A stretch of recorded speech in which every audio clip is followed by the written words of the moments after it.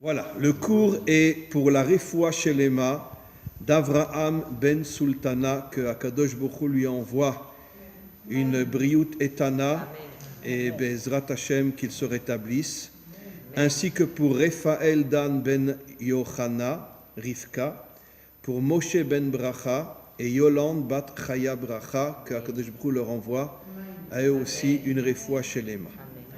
Voilà. Comme on sort à peine de Pessar, on va continuer un petit peu à parler, pas directement de Pessar, mais en tout cas des trois fêtes. Il me semble que dans le dernier cours, j'avais déjà expliqué que si on prend les trois premières lettres de Pessar, Pessar, Shavuot et Sukkot, la gematria est Tam. Tam. Comme il est dit, Yaakov ish Tam. Yaakov était un homme Tam. Qu'est-ce que ça veut dire Tam ? Tam, ça veut dire, c'est les rachetevot, les premières lettres de Torah Malchut. Torah Malchut, la Torah et la royauté. De quelle royauté s'agit-il ? Pas de celle de Bennett, bien sûr, mais de la royauté d'Hachem qui est censée se dévoiler dans le monde. De là, on comprend que finalement, comme je l'avais expliqué, c'est juste une introduction, que finalement, pourquoi nous avons reçu la Torah ? Pourquoi ? Uniquement pour dévoiler Hachem comme roi de ce monde. C'est pour ça qu'on a reçu la Torah, pour le dévoiler comme roi de ce monde. Qu'est-ce que ça veut dire ? Ça veut dire que l'une des premières choses que le Mashiach fera, c'est de reconstruire les 70 peuples, qui sont tous des descendants de Adam et Ève. Comme je l'ai expliqué déjà de nombreuses fois, sur 7 milliards de personnes qu'il y a dans ce monde, pas tous sont des descendants d'Adam et Ève. Bien sûr que non. Comme je l'ai déjà expliqué, le premier tordu qui me dit que Mengele ou Hitler étaient des descendants d'Adam et Ève, il mérite qu'on lui arrache les yeux. Et parce que c'est impossible que Hitler ou Mengele pouvaient être des descendants d'Adam et Ève. Ce sont des démons. Comme on le sait, comme le Zohar le dit, comme la Torah nous le dit, qu'il y a des démons qui descendent dans ce monde et qui prennent une forme humaine. Généralement, ce sont de grands criminels, de grands méchants. Et c'est plus ou moins eux qui dirigent le monde, comme Nimrod et comme quantité d'autres, etc. Mais quoi qu'il en soit, la minorité sont des descendants d'Adam et Ève. La majorité de l'humanité ne sont pas des descendants d'Adam et Ève. Et finalement, l'une des premières choses que le Mashiach fera, comme la majorité de l'humanité a infiltré les descendants d'Adam et Ève parmi les nations et aussi chez nous, comme je l'ai expliqué dans le dernier cours, pourquoi 80% d'Israël ne sont pas sortis d'Égypte ? Pourquoi ? Parce que ce n'étaient pas des Juifs. C'était des infiltrés déguisés en Juifs, comme aujourd'hui dans notre peuple. On sait qu'il y a énormément d'infiltrés. Je ne citerai pas Lieberman, non. On sait qu'il y a énormément d'infiltrés qui sont en vérité des agents du KGB et qui ne sont pas juifs du tout, qui se font passer pour des Juifs. Mais toute leur intention, c'est de détruire notre peuple, comme Lieberman le fait. Il fait tout pour casser, détruire la Torah. Et c'est sûr que ce n'est pas un Juif. Il y a des infiltrés parmi nous. Et le premier qui le dit, c'est Rachi. La première chose que Pharaon a fait quand Israël est sorti d'Égypte, il a fait rentrer plein d'infiltrés, entre autres les enfants de Bilham. Il les a mis à la tête du Erev Rav pour détruire Israël. Est-ce que Soros est un juif ? Bien sûr que Soros n'est pas un juif. Tout le monde croit qu'il est juif. Mais en vérité, pourquoi ils font ça en vérité ? Pour nous salir de l'intérieur. D'où vient l'antisémitisme ? D'où vient ? Quand on voit un type comme Soros, je comprends un non-juif qui dit « Ah, c'est sale youpin de juifs, qu'ils aillent se faire foutre ». Je le comprends. Je ne veux pas me mettre en colère. Parce qu'il y a des infiltrés parmi nous qui nous salissent et qui font tout pour que un non-juif se dise « Mais attends, c'est pas possible, c'est quoi ? C'est ça les juifs ?» Mais qui sont ces gens-là ? Ce sont les infiltrés, ce ne sont pas des juifs, qui se font passer pour des juifs et qui font tout de l'intérieur pour salir notre image. Et dans toutes les générations, ça a été comme ça. Torquemada, le chef de l'Inquisition, qui s'est converti au catholicisme, qui est devenu le bras droit de la reine Isabelle, c'était au départ un juif, Torquemada. Mais en vérité, ce n'était pas un juif. C'était lui aussi un infiltré qui a après retrouvé sa véritable identité, qui est redevenu catholique. Mais en vérité, dès le départ, c'était un catholique qui s'est fait passer pour un juif. Mais ce n'était pas un juif. Mais ce n'est pas seulement le peuple d'Israël qui est infiltré, tous les peuples sont infiltrés. Tous les peuples sont infiltrés, pourquoi? Pour casser l'identité des peuples. Et le premier travail du Mashiach, ça sera de retrouver l'identité des 70 nations qui sont toutes des descendants d'Adam et Ève. Et après, il y aura une union énorme entre Israël et les nations. Je parle des nations qui viennent d'Adam et Ève. Il y aura une amitié, une fraternité, un respect énorme malgré nos différences. Comme je dis toujours que la délivrance, ce n'est pas l'uniformité, mais c'est l'unité. Ça veut dire le respect des différences. On n'est pas pareil, mais je te respecte. Je te respecte, même si tu ne penses pas comme moi, ce n'est pas grave. Chacun d'entre nous se complète comme un puzzle. Un puzzle, les pièces ne sont pas pareilles, mais quand on les assemble toutes, on voit la grande image. Oui. Quel est le rapport entre, au début, la Tam et les trois fêtes? Je n'ai pas compris. Alors, si vous prenez la première lettre de Pessar, P, le Shin et le Samer de Sukkot, alors, P et Samer, ça fait 140. Vous rajoutez le 100 à Shin, ça fait 400, Tav, et il reste le même, Tam. Okay. Voilà. C'est-à-dire que les trois fêtes représentent en vérité le but ultime de la Torah, de dévoiler la royauté d'Hachem dans ce monde. Et qu'est-ce qui va se passer au moment de la délivrance finale? On sera enfin libéré de tous nos dirigeants. Les peuples vont se reprendre en main. Il n'y aura plus de dirigeants. Ça sera fini. Le seul vrai dirigeant, oui, absolument, c'est marqué dans le Zohar, que les 70 nations vont retrouver leur identité, vont se prendre en main, et le seul vrai dirigeant du monde sera Hachem. C'est pour ça qu'il n'y a plus de leader aujourd'hui. Comment? C'est pour ça que tous les grands disparaissent. Oui, mais voilà, le dernier qui a disparu, c'était Raphaël Kanievski, et c'est fini. Il n'y aura plus de grands en Israël. Pourquoi? Ceux qui disent nos maîtres, juste avant la délivrance finale, En lanu almi leishaen, ela lavinu sheba shamayim, traduction en français, juste avant la délivrance finale, on ne peut plus faire confiance à personne, seulement à Hachem. Et le dernier qui a disparu, maintenant, c'est Raphaël Kanievski. Ah, mais il reste le Rabinovitch. Comment? Il reste le Rabinovitch. Ah, c'est joli. Oui, c'est vrai, mais, je vous signale que Rabdinovich sera l'âne du Mashiach. Et il fera i-an. Voilà. Très bien. Le Kissé à Kavod sera complet. Comment? Le Kissé à Kavod sera alors complet. Mais bien sûr, il y aura une unité, une fraternité, comme on le voit déjà maintenant. Je veux dire, bon, je sais, je l'ai déjà dit 1000 fois, mais bon, vous savez très bien que j'ai énormément de cours avec entre parenthèses, je n'aime pas dire le mot non-juif, avec des Bnei Adam dans le monde entier, des Africains, des Québécois, enfin dans le monde entier, Madagascar, Guadeloupe, Martinique, etc., avec dans le monde entier. Mais vous n'imaginez pas la sagesse de ces gens-là. C'est impressionnant. Mais c'est impressionnant. Ils ont une connaissance de la Torah, mais ils ont des connaissances de la Torah, mais à tomber par terre. Et je leur demande, mais d'où vous savez tellement de choses? Il dit, on apprend depuis des années la Torah. Des non-juifs. J'ai une élève qui habite à Madagascar, d'accord, elle s'appelle Clémence, une africaine, enfin qui vit à Madagascar, mais elle a des connaissances de Torah à tomber par terre. À tomber par terre. Des fois, je lui dis, mais arrêtez, mais d'où vous savez tout ça? Elle me dit, ça fait des années que j'ai appris l'hébreu, je lis la Torah en hébreu, et j'étudie le Zohar, j'étudie ci, j'étudie ça, etc. Et elle se couvre la tête, elle mange cachère, elle ne veut pas se convertir. Elle veut rester une Bat Adam. Mais, vu de l'extérieur, tu la prendrais pour une juive. C'est absolument... Comment? Oui, et puis il y en a une autre à Marseille, Agnès. Mais vous l'entendez parler? Ah oui, mais c'est de la folie.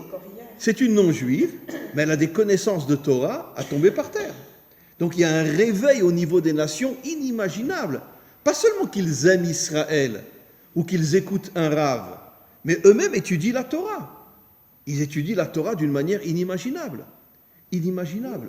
Ça sera comme un tafkid pour les Bnei Adam d'étudier la Torah. Mais je vous signale que la Torah nous dit clairement qu'au moment où Hachem a proposé la Torah à Israël, il l'a proposé aux 70 nations. Je sais, mais ils ont dit non. Non, pas eux, leurs dirigeants ont dit non. Les dirigeants ont tout fait pour ne pas partager leur place avec Dieu, et ils ont convaincu les peuples de ne pas accepter la Torah. Et l'une des premières actions du Mashiach, ça sera d'abord de redonner les premières tables parce que comme on va le voir, les premières tables, c'est la vraie Torah. Aujourd'hui, on a les deuxièmes tables, c'est pas la vraie Torah, comme je vais l'expliquer. Il va nous redonner les premières tables, et les premières tables, il va donner à chacune des 70 nations la partie de cette Torah qui leur correspond. Bien sûr. Et bon, il y a des choses absolument... Bon, je préfère ne pas les dire parce que je vais me faire descendre, mais il faut savoir que non, il y a des gens extraordinaires partout. Et aujourd'hui, on le voit grâce à Internet. Il y a... Comment? Vous n'allez pas les préférer à nous. Elle est jalouse, ma sœur. Bon, elle est Ashkenaz, c'est On est normal. jalouse. Très bien. Oui, Pour revenir à l'âne du Mashiach, oui, l'âne c'est l'emblème de la tribu de Issachar. oui, Issachar, oui.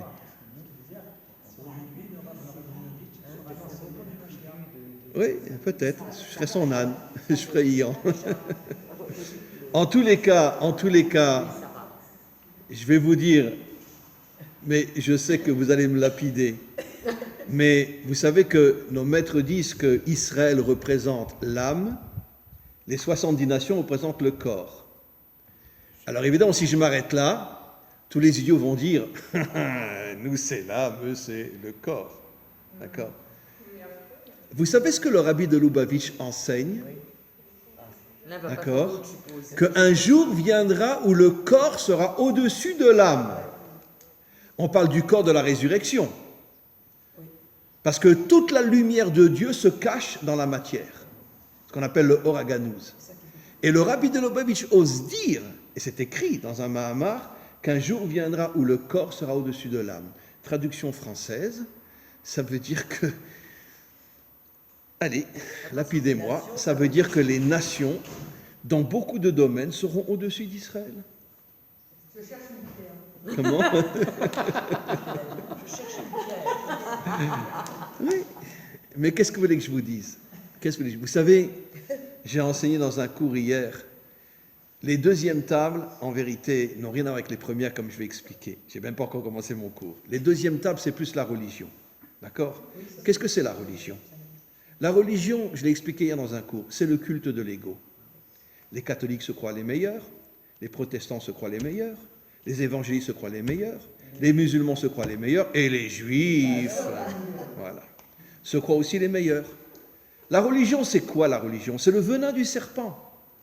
C'est ce qui nous pousse à croire qu'on est les meilleurs. C'est ça la religion. Les premières tables n'ont rien à voir. Les premières tables, c'est l'énergie de l'unité, de comprendre que chacun vient compléter l'autre et que les nations ont besoin d'Israël et Israël ont besoin des nations et les nations entre elles, chacune a besoin d'une autre. Quand on leur a reconstruit l'identité des 70 nations, il y aura une unité incroyable dans le monde. Mais qu'est-ce que c'est la religion? Qu'est-ce que disent les juifs? On est le peuple élu. Qu'est-ce que disent les catholiques? On est les meilleurs. Qu'est-ce que disent les protestants? On est les meilleurs. Qu'est-ce que disent les musulmans? On est les meilleurs. Et les hindous, etc., et les bouddhistes, etc. Qu'est-ce qu'on se rend compte? Que la religion, qu'est-ce qu'elle fait de nous, la religion? Elle fait de nous des idolâtres qui se prosternent devant notre ego. On est les meilleurs. Voilà. Et un jour viendra où tout ça va s'écrouler et on comprendra qu'en vérité, évidemment que tout va se purifier et tout va se nettoyer dans le monde, et ça on verra comment le Mashiach va le faire, mais malgré tout il restera des différences énormes, même au niveau du culte, même au niveau de l'approche de Dieu, mais chacun comprendra que finalement que chaque peuple est un complément de ce qui nous manque à nous. Et encore une fois, je veux dire, je suis bouleversé de ce que je dis, mais c'est pas moi qu'il faut lapider, c'est le rabbi Lubavitch. Mais le rabbi Lubavitch ose dire qu'un jour le corps sera au-dessus de l'âme. Et si le Zohar dit que les 70 nations représentent le corps et Israël représente l'âme, ça veut dire que d'une certaine manière, voilà. Et maintenant, quelle est la preuve que le corps sera au-dessus de l'âme? Mais c'est marqué aussi dans le Zohar que l'homme représente la dimension spirituelle et la femme représente la dimension matérielle. D'accord? Mais comment le roi Salomon appelle la femme? La couronne de l'homme. Donc elle est au-dessus de lui. Ça veut dire que le roi Salomon avait déjà vu il y a des millénaires qu'un jour viendra où la femme qui représente le corps sera au-dessus de l'homme. Et pourquoi? Parce que nos maîtres nous disent que toute la lumière divine, ce qu'on appelle le Or HaGanuz, est cachée dans la matière. Est cachée dans la matière, et donc automatiquement, au moment de la délivrance, tout le Or HaGanuz, toute la lumière cachée va se dévoiler dans la matière, pas dans les mondes d'en haut, et on se rendra compte que finalement, que la femme, comme dit le roi Salomon, Ateret Baala, est la couronne de l'homme.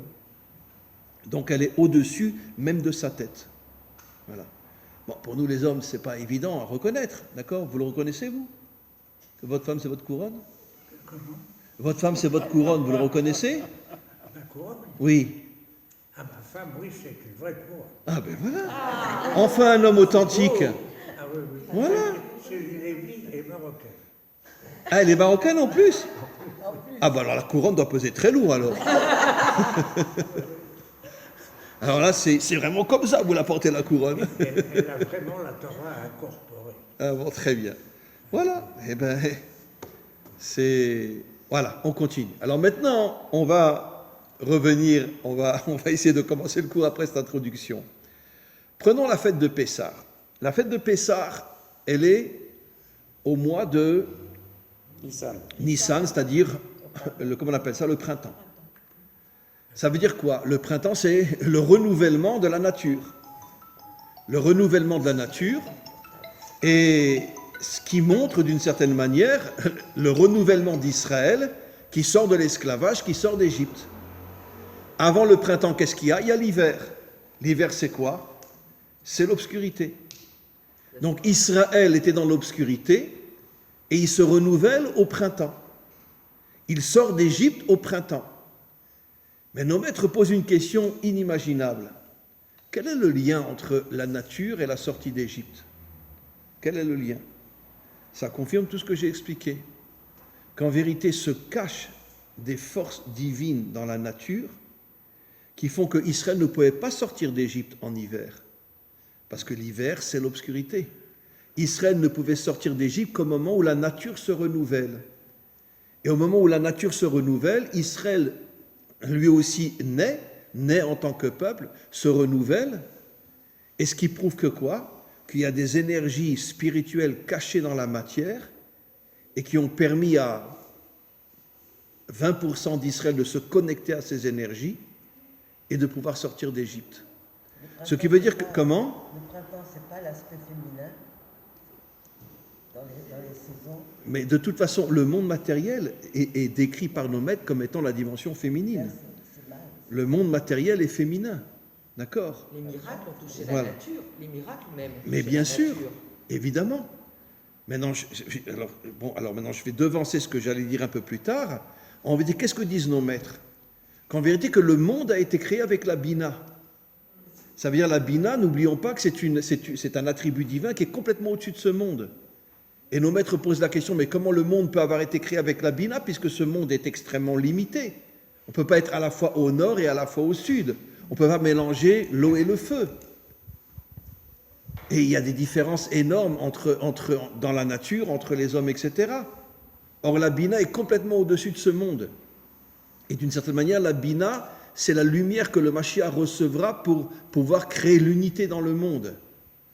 Ce qui est absolument l'absolu contraire aujourd'hui. Il n'y a pas d'unité dans ce monde. Dans aucun peuple, il y a l'unité, et même chez nous, il n'y a pas d'unité. Où il y a une unité entre nous, en ce moment, entre la gauche, la droite, les religieux, les pas religieux. Il n'y a pas d'unité. Il n'y a pas d'unité. À titre individuel peut-être, mais il n'y a pas d'unité.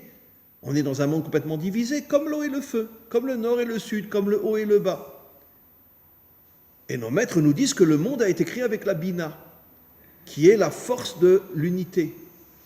Mais nos maîtres rajoutent, en vérité, la faute de Adam a causé que finalement le monde, son extériorité, s'est complètement déconnecté de son intériorité, et nous n'avons plus aucun lien avec la Bina. On vit uniquement dans l'extériorité du monde. Et c'est pour ça que je suis de gauche, je suis de droite, je suis religieux, je ne suis pas religieux, je suis chrétien, je ne suis pas chrétien, je suis musulman, je suis juif, etc. Chacun est enfermé dans son système et personne ne veut reconnaître que l'autre a peut-être aussi quelque chose à apporter. Voilà. Mais nous, D'accord? on n'a jamais fait de massacre. Comment? On se sent pas supérieur. Ah, on n'a jamais fait de massacre. Vous savez ce que C'est Jéroboam... pas comme, Ah, vous savez ce que Jéroboam, pas, cette d'Africa, ordure, faire un massacre. vous savez ce que Jéroboam, cette ordure d'ordure, Oui, c'est vrai. il a massacré des milliers de familles qui voulaient se rendre au Oui, temple. mais pas depuis, Comment? Depuis. Et parce qu'on est en exil. centaines d'années. Ah Parce oui. qu'on est en exil. Et donc on n'a pas d'armes, on n'a pas ci, on n'a pas ça.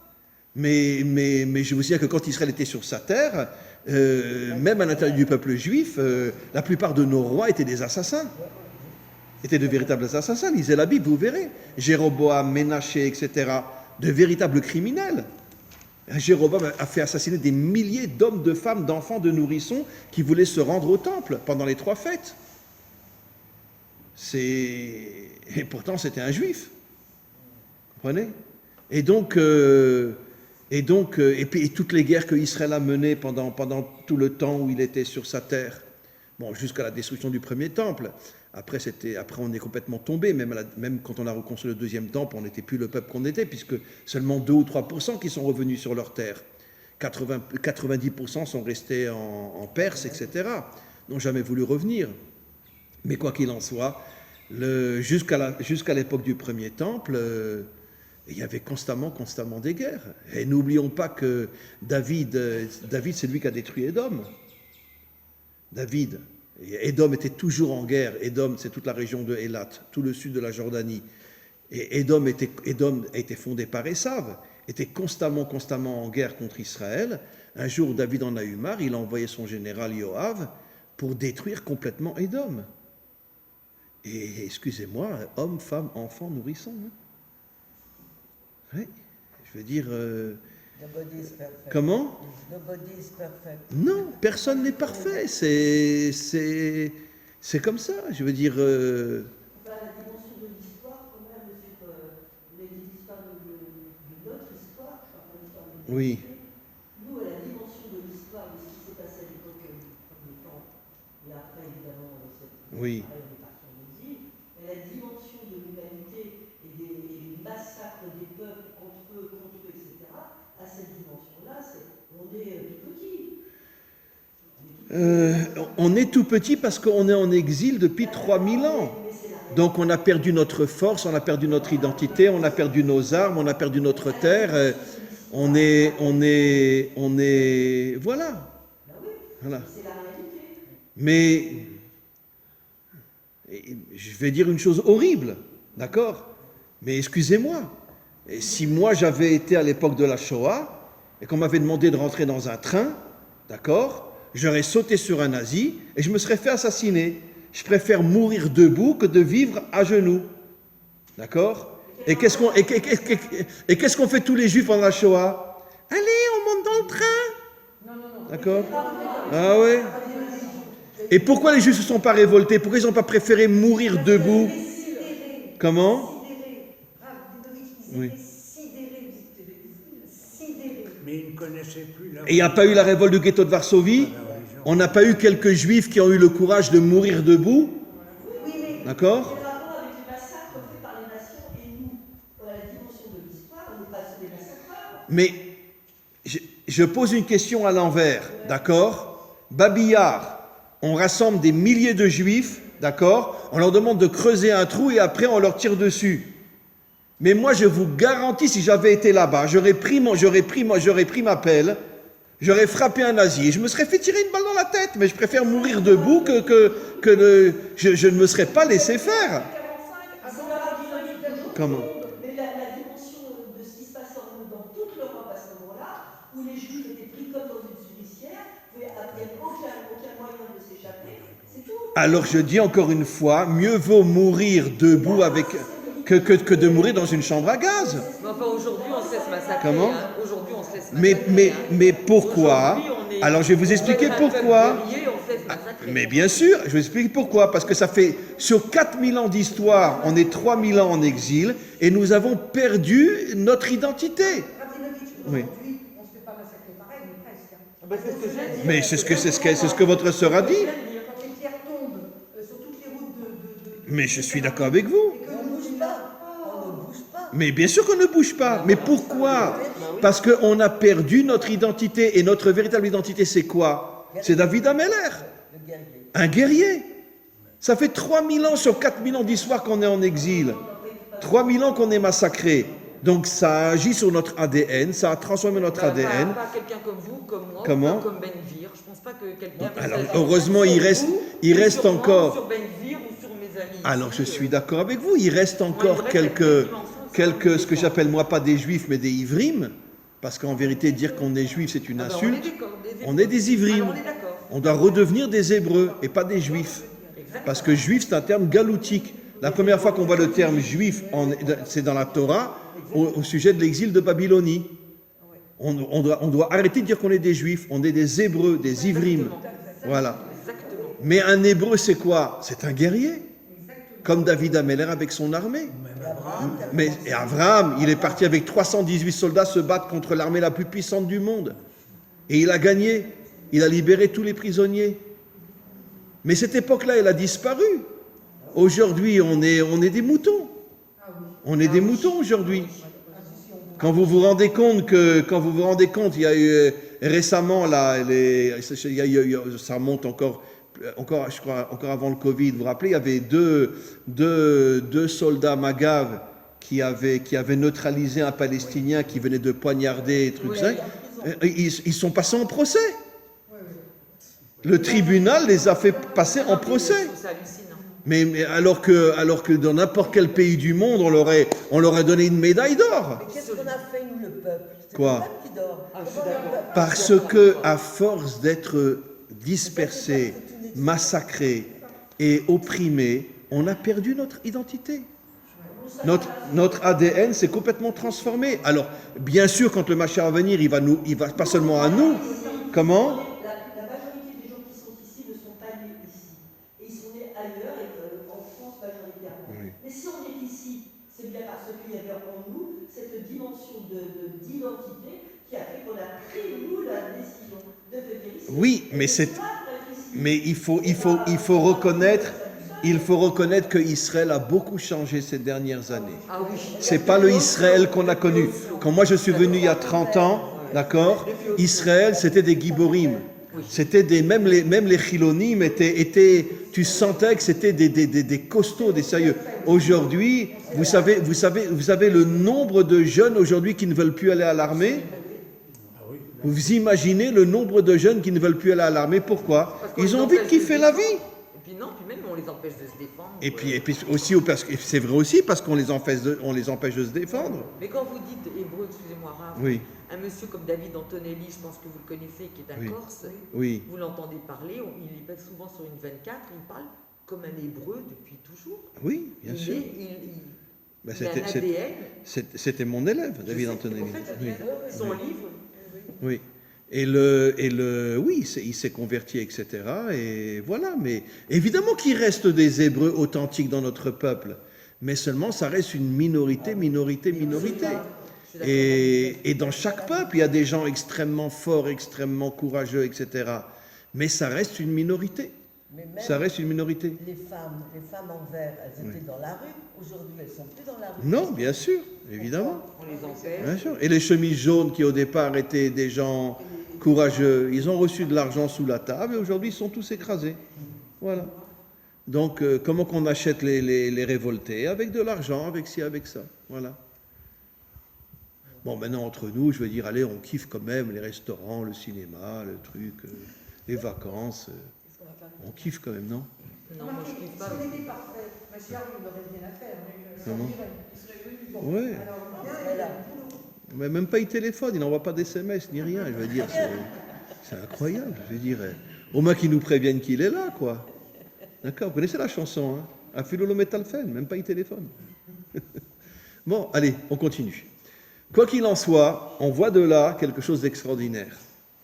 Que le fait qu'on est sorti d'Égypte au moment du renouvellement de la nature, nos maîtres expliquent une chose extraordinaire. Ça prouve que dans la nature se cachent des énergies divines.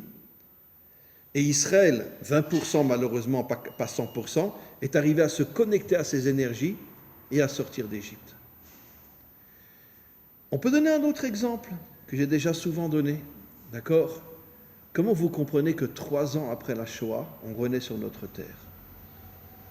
je ne sais pas moi, n'importe quel peuple qui aurait subi ce qu'il a subi, en 3 ans seulement, on renaît sur notre terre.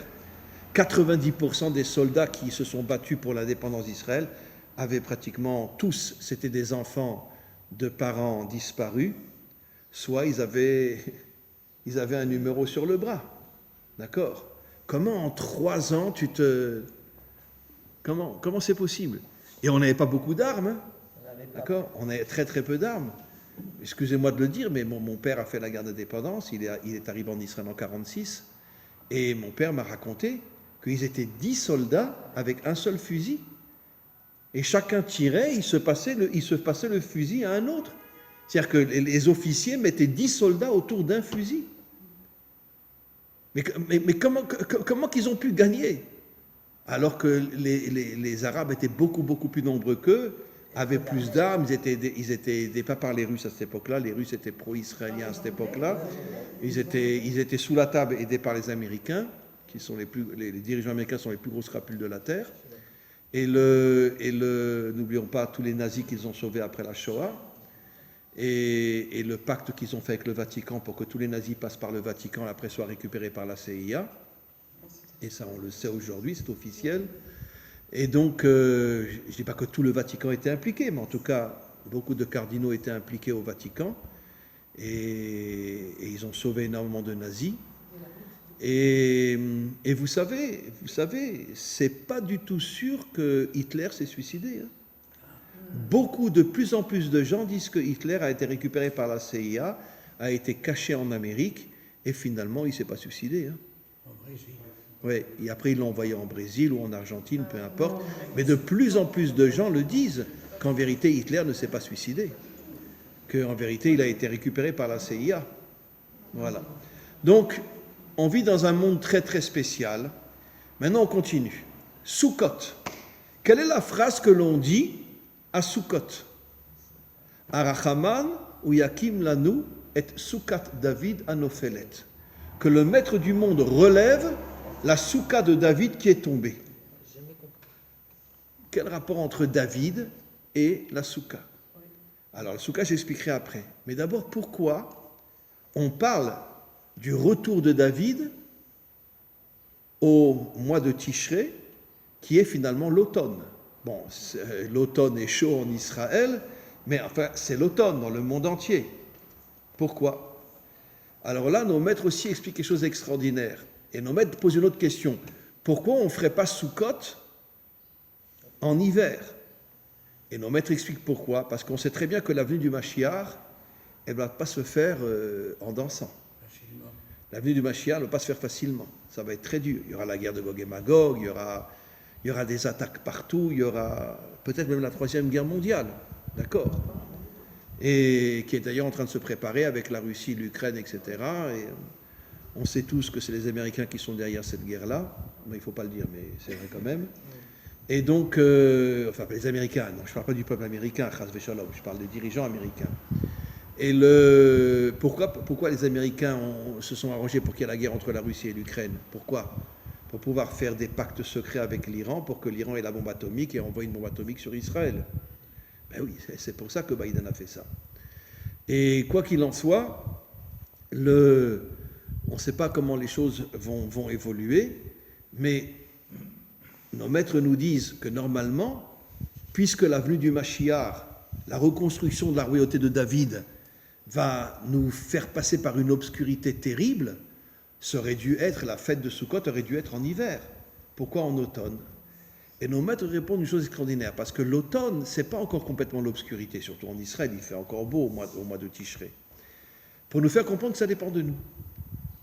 Si on est méritant, alors bon, il y aura des difficultés, mais des difficultés d'automne. Ça marche encore. Mais si on n'est pas méritant, alors on va rentrer dans un tunnel immense, et qui ressortira du tunnel au moment de la délivrance, on les comptera sur les 2 doigts de la main. Et c'est pour ça que la fête de Tishré, la reconstruction du Mashiach, commencera au mois de Tishré, pour nous faire comprendre que ça dépend de nous. Si on se réveille, si on se reprend en main, et si on arrive à se battre contre tout le mal qu'il y a dans ce monde, alors le Mashiach se dévoilera en automne. Ça veut dire qu'il y aura des difficultés, mais légères. Mais si on ne se prend pas en main et qu'on continue à vivre comme des moutons, à ce moment-là, ça sera l'hiver, on passera par une obscurité terrible. Il y aura la délivrance, mais on passera par une obscurité terrible jusqu'à la délivrance finale. Pas seulement Israël, le monde entier. Parce que comme le disent nos maîtres, la guerre de Gog contre Israël, c'est uniquement un prétexte pour après attaquer l'humanité tout entière et transformer l'humanité tout entière en moutons, en robots. Voilà. Ils sont déjà avancés là. Comment? Ils sont déjà avancés sur le coup des robots. Ah ben, je veux dire, voilà, effectivement. Déjà dans les armées, de plus en plus, maintenant, il y a de plus en plus de robots dans les armées. Maintenant, ils ne les montrent pas encore, ils ne les sortent pas encore, mais d'ici 10, 15 ans, ou peut-être même avant, les guerres se feront entre des robots, plus qu'entre des hommes. Mais au Japon, dans les hôtels, il y a plein de robots qui Oui, reçoivent bien les sûr. clients. Absolument. C'est vraiment minable que Neget Dida. Oui. Comme on est des robots, il faudra combattre avec des robots. Mais bien sûr. Les vaincre. Et puis, et si c'est une armée de robots, je ne vous dis pas comment ils vont massacrer les hommes. Hein. Alors, ça va être une catastrophe. Mais déjà, toutes les armées puissantes possèdent des robots aujourd'hui. Et un jour viendra où ils vont les lâcher et 2/3 de l'armée serait une armée de robots. Voilà. Et ça sera pire que des humains, ça c'est sûr. Il n'y a rien de pire que les Ukrainiens. Comment? Les ostracides. Mais évidemment, et le peuple qui a massacré le plus de juifs dans toute l'histoire sont les Ukrainiens. Voilà. Il y en a beaucoup qui étaient D'accord. gardiens d'Auschwitz. Allez, Mais tous les tueurs de juifs dans les camps de concentration étaient des Ukrainiens. bien sûr, ils étaient alliés avec Hitler. Mais bien sûr. Mais jusqu'à aujourd'hui, il y a des partis nazis en Ukraine comme il n'y a nulle part dans le monde. Absolument. D'accord? Et qu'est-ce que font nos dirigeants aujourd'hui? Ils ne font qu'aider l'Ukraine. Ça prouve que c'est des sales juifs. Pourquoi? Parce qu'après tout ce que les Ukrainiens nous ont fait, tous les massacres dans les camps de concentration et tous les pogroms qu'ils ont fait, etc. Babi Yar, c'était en Ukraine. Ouman, là où Rabbi Nachman a voulu être enterré, en quelques heures, ils ont décapité plus de 30 000 juifs. Toute la communauté d'Ouman a été décapitée. Et tous les pogroms qu'il y a eu en Ukraine. Et aujourd'hui, qu'est-ce que fait notre gouvernement? Il soutient les Ukrainiens. Et qu'est-ce que veut faire Lieberman? D'accord? Il veut amener des tas d'Ukrainiennes en Israël pour faire tomber les Israéliens. Et heureusement, pour l'instant, Shaked s'oppose à ça parce qu'elle a compris qu'en vérité, il veut faire venir des jeunes filles ukrainiennes pour faire tomber tous les Israéliens.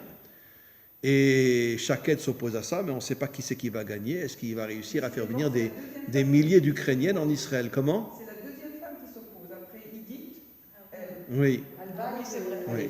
Mais bon, on ne sait pas ce qui va se passer, mais s'il arrive à faire venir des milliers d'Ukrainiennes en Israël, c'est la fin d'Israël. C'est la fin d'Israël, parce que tous les Israéliens vont tomber. Je parle avec des blondes aux yeux bleus, ils vont tous tomber. Hein.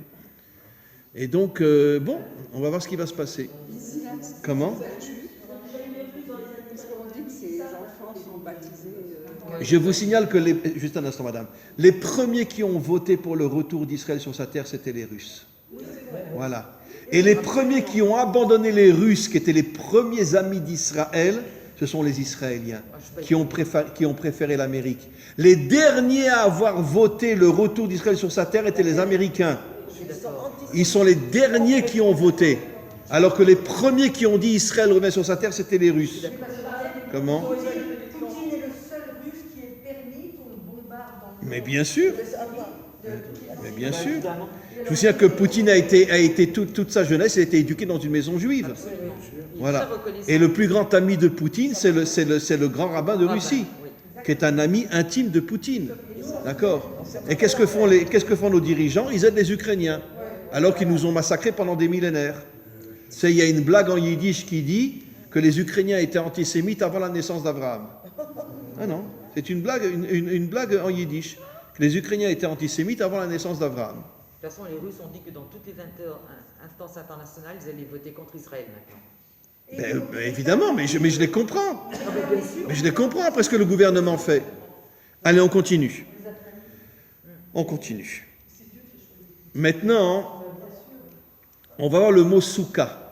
Alors, souka, samer, vav, kaf, et. Si vous prenez les deux lettres du milieu, Kaf, Vav, ça fait 26. C'est le nom divin Yudke Vavke. Vous prenez la première et la dernière lettre, 65. C'est 25. Non, 26. Souka. Non, vous prenez les deux lettres du milieu, le Vav et le Kaf, ça fait 26, ça fait Yudke Vavke, qui représente Dieu dans les mondes spirituels. Vous prenez la première et la dernière lettre, ça fait 65, Adonai, Dieu tel qu'il se dévoile dans ce monde. Le mot Souka cache un secret, l'union entre le monde d'en haut et le monde d'en bas. L'union entre Yudke Vavke et Adonai. Vous savez très bien, juste un instant, cher ami, que nous, quand on lit le nom divin, on n'a pas le droit de prononcer le nom divin. On prononce Adonai, alors que ce n'est pas du tout écrit Adonai. Et pourquoi en vérité? Parce que depuis la faute de Adam, on est complètement déconnecté des mondes spirituels, qui sont en vérité l'intériorité de ce monde matériel. On est complètement déconnecté. C'est pour ça que la Torah nous interdit de prononcer le nom de Dieu tel qu'il s'écrit. On prononce Adonai, qui représente le monde de la matière, comme pour nous dire, pour l'instant, on est tous prisonniers dans le monde de l'extériorité. On n'a plus de connexion avec le monde de l'intériorité. Oui. C'est pour ça que la souka est symbolisée par Un peu plus fort, s'il vous plaît. Oui. La souka est symbolisée par Yaakov Avinu, une des trois fêtes. Et on sait que Yaakov Avinu, c'est l'emblème de l'échelle qui relie ce monde au monde supérieur. Bravo, je redis ce qu'il dit, magnifique. Pourquoi on dit que Hachem va relever la souka de David? Parce que la souka, c'est ce que je viens d'expliquer, c'est l'union entre le monde d'en haut, Yudke Vavke, et le monde d'en bas, Adonai. Et c'est ça David. On l'a déjà dit 1000 fois, mais je ne me lasserai jamais de le redire. David était un homme d'une spiritualité infinie et d'une matérialité infinie. Un véritable guerrier. Un véritable guerrier. Voilà, je l'ai déjà dit 1 milliard de fois, mais ce n'est pas grave, je le redis à sa mémoire. D'accord? On a eu dans notre génération un nouveau David. Ce n'est pas moi qui l'ai dit. C'est tous les officiers, et même le Ramatkal, quand ils ont été au Shiva de Moreno, ils ont dit que c'était le nouveau David de notre génération, un Français, un Marseillais. Vive Marseille, le pastis de Marseille. Comment il s'appelait? Moreno. C'était un Marseillais. Bon, il est venu très très tôt en Israël, mais c'était un homme très spirituel. On raconte une histoire absolument que j'ai déjà racontée 1000 fois. Un jour, il est revenu de mission avec ses soldats. Et l'hélicoptère avait 2 portes. Et tout le staff, le président, le Rosh Memshala, le Ramatkal, tous l'attendaient pour lui remettre une médaille, parce que bon, on ne sait pas ce qu'il a fait, mais on sait qu'il avait fait quelque chose d'absolument incroyable. Et c'était l'heure de Mincha. Et lui, il n'a pas voulu sortir par la porte qui le met face à tout le staff, il est sorti par la porte de derrière. Et alors, tous les dirigeants voient que tout le monde sort, ils disent, mais où il est Moreno? Et alors ils ont dit, il est parti prier Mincha, il va venir pour la prière de l'après-midi. Mais vous vous rendez compte? Un homme comme ça, qui sait que tous les dirigeants du pays sont là pour l'attendre et lui remettre une médaille, il va faire Mincha. C'était un homme très très spirituel, mais en même temps un gibor, un guerrier inimaginable. C'est pour ça que le Ramatkal a dit, on a nouveau eu un David dans notre génération. Ça c'est l'hébreu authentique. Un homme qui respecte les mitzvot jusqu'à l'ombre d'une virgule, mais qui en même temps sait qu'il doit se battre pour sauver Israël. Donc c'est pour ça qu'on dit que la souka représente David. Ce n'est pas la souka en tant que la cabane, mais la souka dans son secret. Les 2 noms, Yudke Vavke, Adonai, le monde d'en haut et le monde d'en bas. Et ça c'est David. Ça c'est David. Pourquoi quand Hachem il a insufflé l'âme dans le corps de Adam, c'est marqué Nishmat Chaim. Pourquoi Chaim? Mais c'est quoi la vie? Mais c'est l'union entre le monde intérieur et le monde extérieur, entre l'âme et le corps. L'âme qui est à l'intérieur du corps et le corps qui est l'extériorité. Et si Adam n'avait pas fauté, il n'y aurait jamais eu une déconnexion entre l'âme et le corps. L'âme, au moment de la mort, elle remonte en haut et le corps est enterré en bas. Il y a une séparation totale entre l'âme et le corps. On continue. On a donc, oui, Est-ce que à Yom Kippour, est-ce que le Kohen Gadol n'avait pas le droit, enfin, est-ce qu'il prononçait le nom de... Oui, mais uniquement dans le Saint des Saints. Ah, d'accord. Et c'est le seul jour. Voilà, c'est le seul jour où le Kohen Gadol avait le droit de prononcer le nom divin dans le Saint des Saints, dans ce qu'on appelle le Kodesh HaKodashim. Et quand Yosef est retrouvé, son père ne l'a pas embrassé parce que c'était l'heure de chemin. Voilà, absolument. Au moment où Yaakov a retrouvé Yosef, c'était l'heure du Shema Israël, et il a préféré faire le Shema Israël plutôt que d'embrasser son fils qu'il n'avait pas vu pendant 22 ans. D'accord. Bon, c'est quand même spécial. Comment?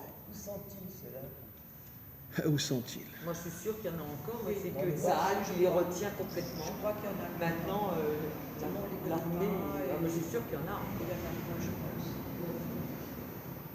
Mais ils sont un peu bridés, quoi. Bon, sachez qu'il y a de plus en plus d'enfants Haridim qui s'engagent à l'armée dans les unités combattantes. Hein. Moi, j'ai enseigné à l'armée pendant des années et je peux vous dire qu'ils viennent avec des péotes, ils viennent quand c'est l'heure de prier, ils mettent le chapeau sur la tête, etc. Mais ce sont des combattants d'une force inimaginable, des muscles et tout. Je veux dire, c'est plus le monde. Mais ça, personne n'en parle. Hein. Personne n'en parle. Parce que le monde, entre parenthèses, laïque, a tellement honte de savoir que aujourd'hui la majorité des enfants qui ne veulent plus aller à l'armée sont des enfants laïques. Et la majorité de ceux qui vont à l'armée aujourd'hui sont des enfants religieux. Qui restent très religieux. Très religieux. Et vous savez quels sont ceux qui sont les plus nombreux à l'armée aujourd'hui? Les Chabad. Les Chabad? Ouais, ils deviennent même officiers, les Lubavitch. Officiers, machin, etc. Et attention, ils restent très religieux. Mais ils vont après plus loin, ils deviennent officiers, machin, etc. C'était comme l'armée de David. Comme l'armée de David, exactement. Mais David n'acceptait dans son armée que des tzadikim. Il ne prenait pas quelqu'un... à l'époque du roi David, si quelqu'un parlait pendant la tfila, pendant la prière, même un officier, on le foutait dehors. David n'acceptait que des gens extrêmement religieux. Maintenant, on va parler de Shavuot. Alors, vous savez qu'en ce moment, donc on a parlé de Pessah, le renouvellement, on se connecte aux forces cachées de la nature. On a parlé de Sukkot, la dernière fête, qui est la reconstruction de la royauté de David, le monde d'en haut, Havaïe, le monde d'en bas, Adonai, et Shavuot, qui est au milieu. Alors, normalement, pourquoi on compte 49 jours et pourquoi la Torah a été donnée au 50e jour? Pourquoi? Parce que les 50 jours font allusion aux 50 portes de la Bina. Nos maîtres disent dans le Zohar que si nous avions reçu les premières tables devaient être au niveau de la Bina, ça veut dire des forces inimaginables qui font que nos maîtres nous disent que si Israël avait reçu les premières tables, Israël n'aurait jamais été en exil, Israël aurait transmis ses énergies à tous les descendants d'Adam et Ève qui sont dans le monde, on aurait reconstruit les 70 nations et ça aurait été la délivrance. Pourquoi les fils de Bilham qui dirigeaient le Erev Rav, qui ont été introduits par Pharaon, pourquoi ils ont tout fait pour empêcher qu'on reçoive les 10 premières tables? Pourquoi? Ils ont préféré qu'on reçoive les deuxièmes, comme je vais expliquer. Pourquoi? Parce qu'ils ne voulaient pas qu'il y ait la délivrance. Ils ne voulaient pas que le monde soit reconstruit. Et donc, ils ont tout fait pour tout casser. C'est quoi le veau d'or dans un langage très simple? C'est quoi? C'est le fric qu'on reçoit avec la matérialité. Le veau représente à l'époque l'instrument de l'agriculture, puisqu'à cette époque-là, 99% des gens vivent d'agriculture. Et l'or, on fait du fric avec la matière. D'accord? C'est ça le veau d'or.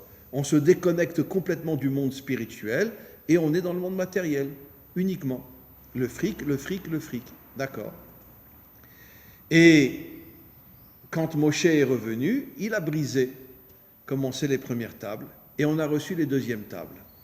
Vous remarquerez dans les deuxièmes tables, les 5 derniers commandements, il y a toujours un vav au début. Velo tirtsar, velo tinaf, velo tignov, vav, vav, vav, vav, velo tachmod. Le vav représente les 6 sphirotes du bas, chesed, gvura, tiferet, les 6 sphirotes du bas, qui sont dans le monde matériel. Et le Zohar nous dit, les premières tables, si on les avait reçues, elles nous auraient élevés, comme l'échelle de Yaakov, comme vous avez dit, l'échelle de Yaakov, elles nous auraient élevés et nous auraient permis, comme une échelle qui connecte le monde d'en haut, le monde d'en bas, on aurait reçu des forces spirituelles qui sont complètement au-dessus de la nature.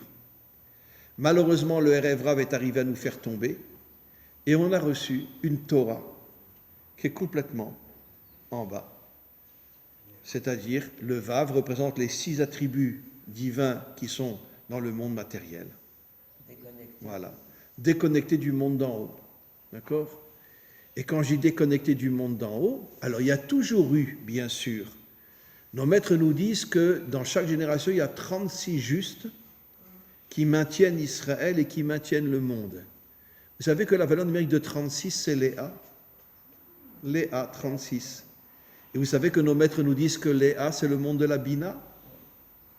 C'est-à-dire qu'on va être les 36 justes cachés. Pourquoi ils sont cachés ? Parce que la Bina, c'est le monde de l'intériorité, c'est le monde qui est complètement caché. Et bien ces 36 justes qui sont complètement cachés, on ne les connaît pas. On ne sait pas. On ne sait pas qui sont les 36 justes. Ces 36 justes cachés, oui. On parle des deuxièmes tables. Est-ce qu'il y aura les troisièmes tables? Non, on retrouvera, c'est ce qui est dit dans le verset, Ki mitzion tetse Torah. La Torah sortira de Tzion. Nos maîtres posent la question, mais on a déjà reçu la Torah, pourquoi elle sortira ? On recevra sur le mont Sion les premières tables qui ont été brisées. Les tables de la Bina. Mais pour l'instant, on a des tables qui sont complètement en bas. Et quelle est la preuve que la Torah pardon Hachem, ne nous protège pas ? Combien de tzadikim, combien de rabbanim, combien de gens ont été gazés à Auschwitz, etc., dans les pogroms, au moment de l'Inquisition et les croisades. J'ai déjà dit 1000 fois les croisades. Qu'est-ce que faisaient les croisés ? Les croisés, j'ai déjà dit 1000 fois, mais rappelez-vous, d'où sont sortis les croisés ? Ils sont sortis ? Israël. Non. Non, pas de Provence. Comment s'appelle cette terre-là ? Là où on a été une fois dans le château, là. Oh là. Comment s'appelle cette terre ? Tout en bas, là, tout en bas, au nord, au sud-ouest. Comment s'appelle cette terre-là ? Au sud-ouest de la France. Eh ben c'est, comment elle s'appelle ? C'est pas Bordeaux, c'est le Pays Basque, le Pays Bernard. Non. Les Landes. Oh, moi je ne me rappelle plus le nom. Bon, en tous les cas, une fois, on a été visiter. Il y a un très grand château. Bon, à l'intérieur, c'est que des magasins et des restaurants, etc. Mais il y a un immense château dans la... Oh, mais comment s'appelle cette terre-là ? Montauban. Comment ? C'est pas Montauban. Je crois, c'est Montauban, oui. Mais comment s'appelle cette partie-là ? Le Gard. Non, il y a un nom R. Ah oui, les fortifications. Les Albigeois. Hein ? C'était les Albigeois. Oui, mais je me rappelle plus exactement comment s'appelle cette... Comment ? La Camargue. La Camargue ? Non. Non. Bon, je ne sais pas. En tout cas, ils sont sortis du sud-ouest de la France. Dans le château qu'on connaît, c'est marqué là-bas, c'est de là que sont sortis les croisés, etc. C'est marqué... Bon, je ne me rappelle pas comment s'appelle ce pays-là. Mais peu importe. Après, ils sont remontés jusqu'au nord, avant de descendre, alors qu'ils auraient pu prendre un bateau à Marseille et puis aller directement en Israël, non. Ils sont remontés jusqu'au nord. Non. Cette terre a un nom. Je ne parle pas des villes, je parle de cette terre a un nom. C'est la Camargue ? Non, je ne sais plus. Bon. En tout cas, ils sont remontés jusqu'au nord et ils sont passés par chaque ville où il y avait des Juifs. Ils les ont fait rentrer, hommes, femmes, enfants, nourrissons, dans les synagogues et ils ont brûlé les synagogues. Des milliers, des centaines de milliers de Juifs ont été brûlés vivants. Et ils ont redescendu comme ça. Après, ils sont arrivés à Marseille et de Marseille, ils ont traversé la mer. Donc, c'est sûr que on voit que durant toute l'histoire, il y a eu quand même des massacres inimaginables. Comment ? C'est dans cette région-là, mais bon, on verra. Mais quoi qu'il en soit, le château existe toujours, pour ceux qui veulent... Comment ? Non, c'est dans le sud-ouest. Et donc ce château existe toujours. Moi, personnellement, je l'ai visité. J'ai même fait un petit cours là-bas que j'avais mis après sur mon Facebook. Et c'est de cet endroit-là que sont sortis les croisés. Après, ils sont remontés dans le nord et ils ont détruit toutes les communautés juives qui étaient sur leur passage. Et donc... pourquoi j'ai parlé de ça, au fait ? Bon. Pourquoi j'ai parlé de ça ? Parce que tu disais que la Torah, en fait, ne nous protège pas. Ah oui, bien sûr, bravo. Voilà, parce que la Torah que nous avons reçue aujourd'hui ne nous protège pas. Ça s'appelle Aigues-Mortes. Aigues-Mortes ? Le château de Aigues-Mortes. Non ? Non. Je sais ce que vous cherchez. C'est protestant, ça. Aigues-Mortes ? Oui. Camargue. Bon. C'est pas le numéro? Non, c'est plus dans les terres. Bon, allez, on continue, c'est pas grave, on se rappellera, il faut chercher. Mais cherchez dans Google d'où sont sortis les croisés, ils vous donneront l'endroit. Aigues-Mortes. Alors, on continue. Donc, quoi qu'il en soit, donc on voit que la Torah, celle que nous avons reçue, ne nous protège pas. Tous les massacres, tous les pogroms, la Shoah, etc., elle ne nous protège pas. D'accord ? Elle, attention, elle protège le peuple juif dans son ensemble. On n'a pas disparu, mais elle ne protège pas les individus. Elle ne protège pas les individus. Pourquoi ? Parce que c'est la Torah du monde d'en bas. Ce n'est pas la Torah du monde d'en haut. Et nos maîtres disent que si on avait reçu les premières tables, on n'aurait jamais été en exil. Encore une fois, on aurait propagé cette Torah-là au niveau de tous les Bnei Adam, et ça aurait été la délivrance finale, donc des millénaires en avance.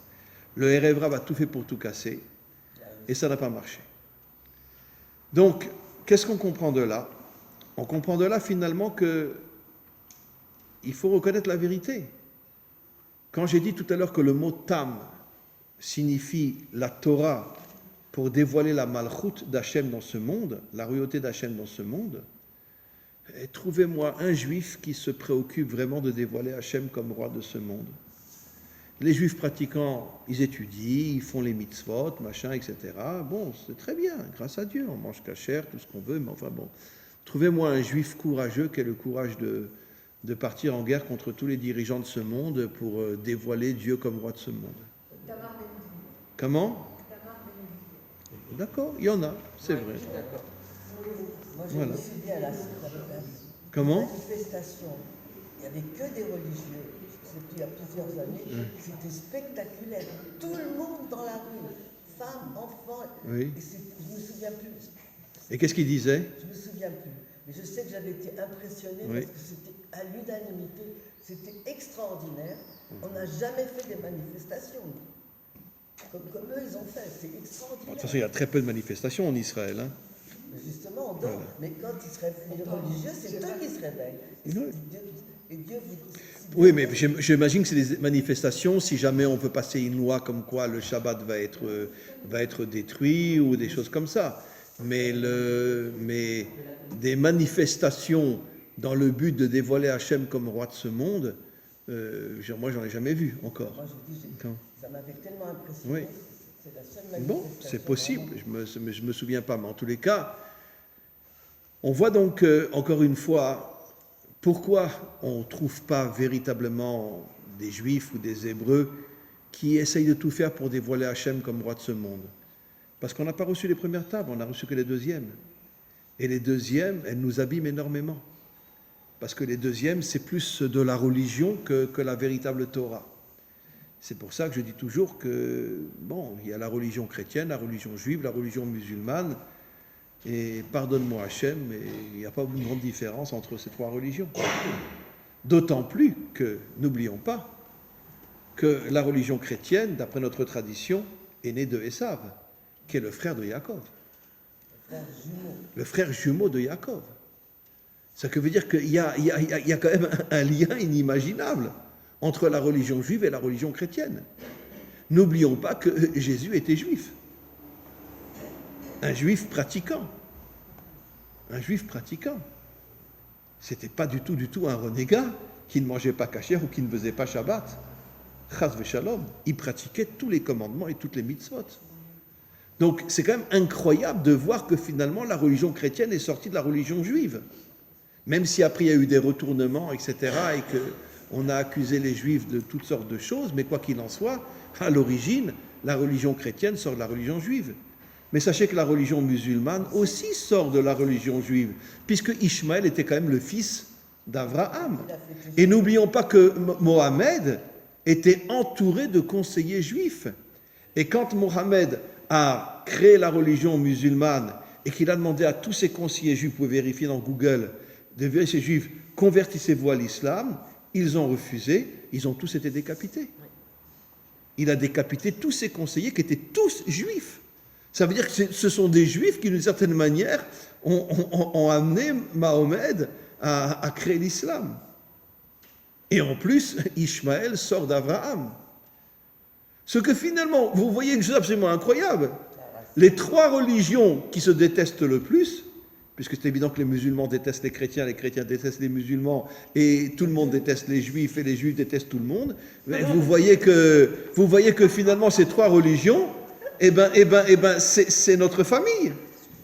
D'accord ? C'est les trois religions qui se détestent le plus, c'est des religions qui viennent tous de la même famille. Esav, Ishmaël, on vient tous de la même famille. D'accord ? S'il y avait des droits d'auteur, je pense que les chrétiens et l'islam auraient beaucoup de choses à nous payer. À nous ? À Oui, mais d'un autre côté,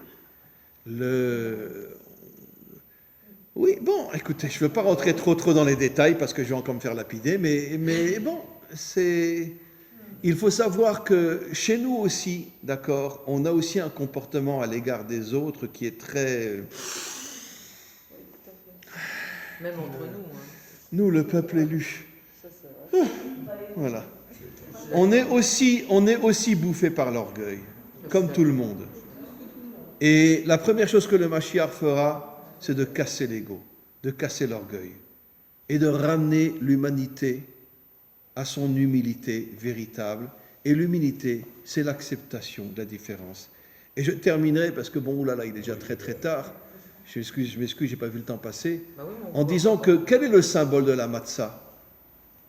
La matzah qui est plate, c'est l'humilité. Quel est le symbole du pain ?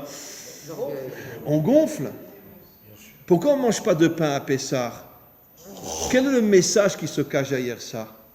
D'apprendre à l'humanité tout entière de revenir à l'humilité, d'accepter les différences, de comprendre que chaque peuple a sa mission, chaque peuple a son devoir, et que finalement d'arriver à cette unité qui ne sera possible que grâce à l'humilité totale, comme il est dit sur Moshe ou sur David, l'homme le plus humble de tous, comme il est dit sur Moshe, et c'est dit sur David aussi. Voilà mes amis, à très très très bientôt.